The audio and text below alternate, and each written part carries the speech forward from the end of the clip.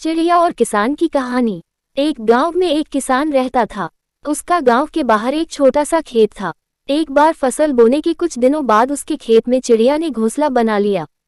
कुछ समय बीता तो चिड़िया ने वहां 2 अंडे भी दे दिए।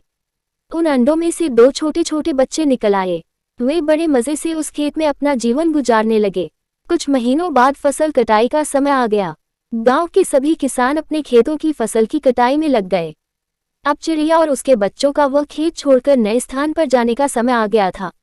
एक दिन खेत में चिड़िया के बच्चों ने किसान को ये कहते सुना कि कल मैं फसल कटाई के लिए अपने पड़ोसी से पूछूंगा और उसे खेत में भेजूंगा।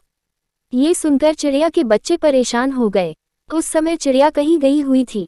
जब वह वापस लौटी तो बच्चों ने उसे किसान की बात बताते हुए कहा, माँ, आज हमारा यहाँ अंतिम दिन है।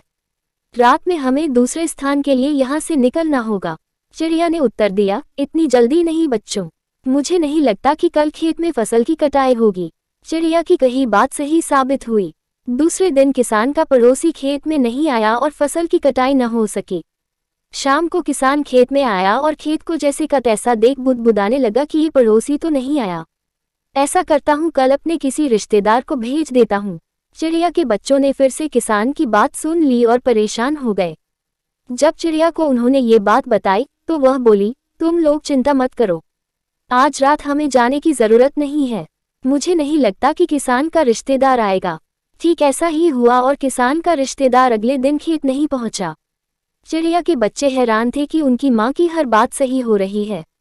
अगली शाम किसान जब खेत आया तो खेत की वही स्थिति देख बुदबुदाने लगा कि ये लोग तो कहने के बाद भी कटाई के लिए आते नहीं हैं। कल मैं खुद आकर फसल की कटाई शुरू करूंगा। चिड़िया के बच्चों ने किसान की ये बात भी सुन ली। अपनी माँ को जब उन्होंने ये बताया तो वह बोली, बच्चों, अब समय आ गया है ये खेत छोड़ने का। हम आज रात ही ये खेत छोड़कर दूसरी जगह चले जाएंगे।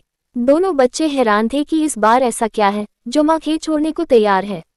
उन्होंने पूछा तो चिड़िया बोली, बच्चों, पिछली 2 बार किसान कटाई के लिए दूसरों पर निर्भर था।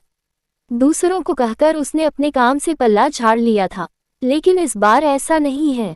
इस बार उसने ये जिम्मेदारी अपने कंधों पर ले ली है, इसलिए वह अवश्य आएगा। उसी रात चिड़िया और उसके बच्चे उस खेत से उड़ गए और कहीं और चले गए।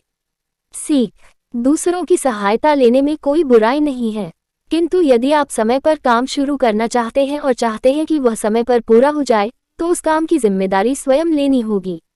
दूसरे भी मदद उसी की करते हैं जो अपनी मदद करता है।